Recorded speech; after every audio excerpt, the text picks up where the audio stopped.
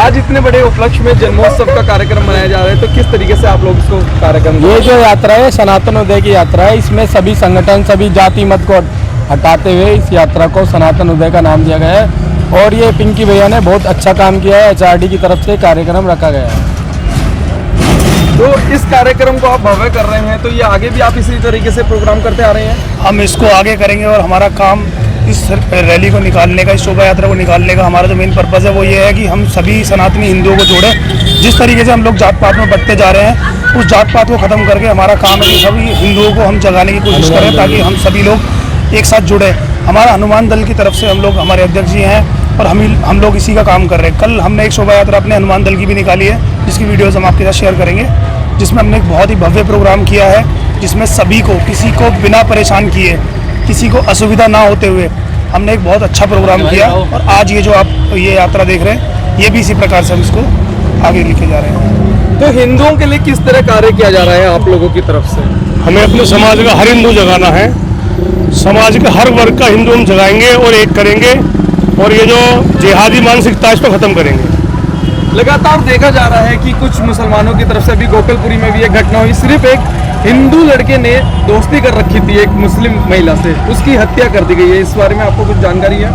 जानकारी, हम लोग उसी एरिया को बिलोंग करते हैं। हमने देखा काफ़ी कि मतलब ऐसी जगह जगह हम लोग सुनते थे, लेकिन हमें ये नहीं पता था कि हमारे भी एरिया में इस तरीके का कोई कांड हो सकता है। तो ये जो सोच है, ये जो मानसिकता है, ये इनको पढ़ाई जा रही है, मस्जिदों में पढ़ाई जा रही है, मदरसों में पढ़ाई जा रही है। तो ये लोग शुरू से इसी परंपरा को लेकर चलते हुए आ रहे हैं। लेकिन हमारे हिंदू जो है उसका, या तो आप कह सकते हो खून ठंडा पड़ चुका है या कुछ भी है, लेकिन अभी लोग हिंदुओं को जगाने की कोशिश इसलिए कर रहे हैं। और कल उसके लिए 14 तारीख को आप भी आमंत्रित हैं। कल 14 तारीख को गोकलपुरी में हमारे सभी एडवोकेट साहब, पिंकी भैया, ये सभी वहाँ पे आ रहे हैं उस लड़के की हक के लिए डिमांड करने से गोकलपुरी स्कूल में। तो इसको आप कैसे रोकेंगे, इस तरीके की घटनाएं जो लगातार होती जा रही हैं? इसमें जो है कल एक बैठक रखी गई है। गोकलपुरी बिल्डिंग वाला स्कूल है, उसी के सामने एक पार्क है, वहाँ बैठक रखी गई है, जिसमें सभी संगठन के पदाधिकारी और उनके जो कार्यकर्ता है वहाँ रहेंगे और इस पर चर्चा करेंगे कि इस चीज़ को कैसे हल किया जाए।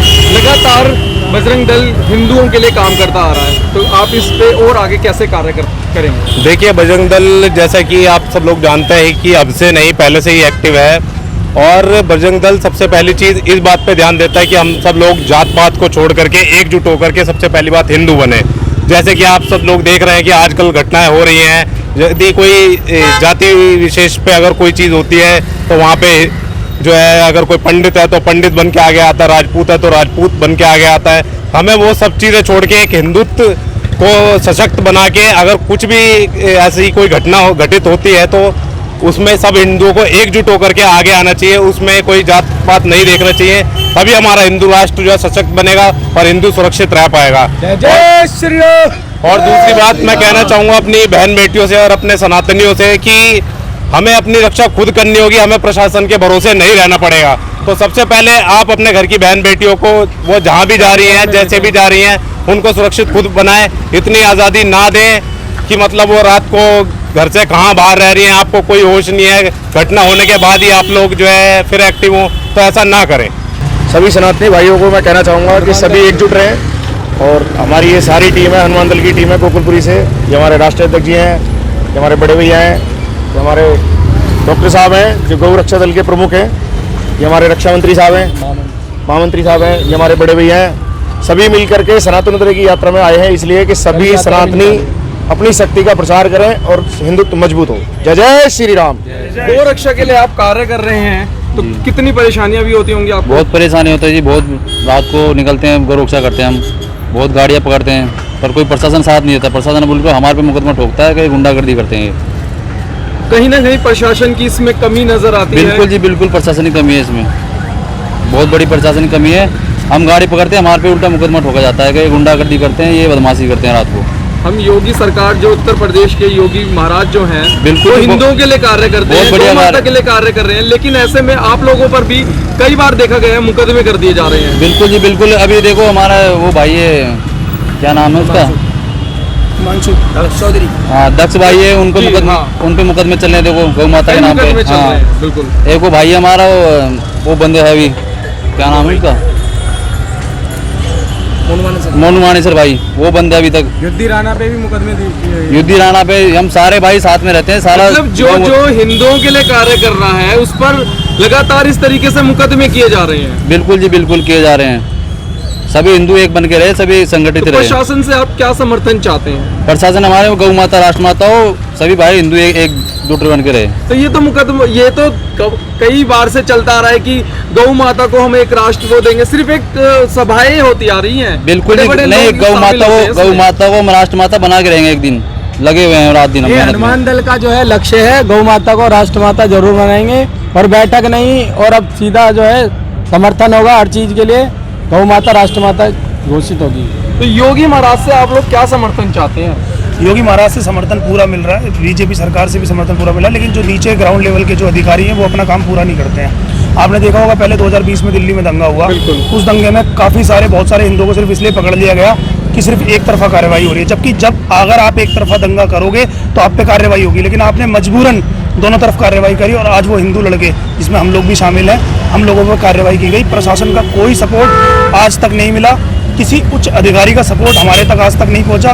कोई भी अधिकारी हमारे पास कोर्ट में आज तक ये पूछने के लिए नहीं आया कि हम लोग कैसे मुकदमा भुगत रहे हैं। जो मुस्लिम वहाँ नहीं थे, जिनको पता तक नहीं था कि हम लोग वहाँ हैं या नहीं है, तब भी वो झूठे मुकदमे कोर्ट में जाके ये बोलते हैं कि ये सभी लोग वहाँ थे। वो क्यों बोल रहे हैं? क्योंकि वो अपनी एक मानसिकता से, उनकी मजबूरी है, वो उस मानसिकता को आगे तक लेके जा रहे हैं। लेकिन हमारे हिंदू इस चीज़ों में हमेशा से सोए हुए रहे हैं, उनको कोई फर्क नहीं पड़ता कि हमारा हिंदू फंसता है कि नहीं फंसता। अगर इसी तरह चलता रहा ना तो आगे हिंदू कभी भी एक दूसरे का साथ नहीं देगा, और अगर मुकदमे लगते रहे प्रशासन से ऐसा होता रहा तो एक दिन ये प्रशासन भी नहीं बचेगा और हिंदू भी नहीं बचेगा। तो देखो, हनुमान दल और जितने भी संगठन हैं वो यही कहेंगे कि अपनी बहनों को चालीसाओं में भेजे, दुर्गा वाहिनी की जो भी कार्यक्रम रहता है उसमें भेजा जाए, और अपनी जो महिलाएं हैं, बहनें हैं, बेटी हैं, माताएं हैं, उन्हें उस जगह ले जाकर शिक्षित करें कि अपनी जो है रक्षा किस तरीके से करनी चाहिए।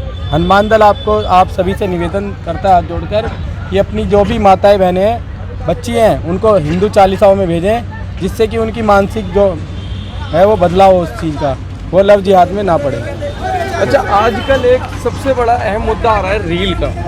महिलाएं, हिंदू बेटियां रील बनाती जा रही हैं इस तरीके से, उस पर आप क्या रोक लगाना चाहेंगे? देखो, हम किसी भी दंगे को या किसी भी गैरकानूनी चीज़ों को सपोर्ट नहीं करते, लेकिन हमारा कहना सिर्फ इतना है, जो लड़कियां रील्स बना रही हैं, आप देखो क्या कभी किसी ने आपको कहीं कुछ करने की ज़रूरत नहीं, कोई बदलाव करने की ज़रूरत नहीं। आप सिर्फ जाके इतना चेक करो, आप सिर्फ जाके इतना देखो कि क्या कभी आपने किसी मस्जिद में जाके किसी लड़की को देखा है ये सब करते हुए? हम लोग क्यों कर रहे हैं मंदिरों में जाके, क्यों रील्स बना रहे हैं? अपने धर्म के लिए नहीं जा रहे हो आप लोग सिर्फ फेमस होने के लिए, रील दिखाने के लिए वहाँ पे जा रहे हो। आपका कर्तव्य ये बनता है कि आप अपने मंदिरों में जा रहे हो, पूजा पाठ करने जाओ। पहले हमारे घरों में बताया जाता था कि बहन बेटियाँ हनुमान जी के मंदिर में नहीं जाती, लेकिन आज हमारे जो बड़े बूढ़े हैं वो पीढ़ी खत्म हो गई है। अब अगली जो पीढ़ी है वो इन सब चीज़ों को ना मानते हैं, सोशल मीडिया की चीज़ों को फॉलो कर रही है, और वही कारण है जिस वजह से ये रील्स में ज़्यादातर लड़कियाँ, जो लेडीज़ें जो हैं रील्स में ज़्यादा प्रमोट हो रही है, वो इसी वजह से प्रमोट कर रही हैं कि उनको पता है कि इसी से फेम मिलेगा। कपड़े छोटे होते जा रहे हैं दिन पे दिन, ये रील्स देख देख के। तो ये रील्स जो है हमारे जो माहौल को, हमारे जो धर्म को, हमारी संस्कृति को ख़त्म करते जा रहे हैं।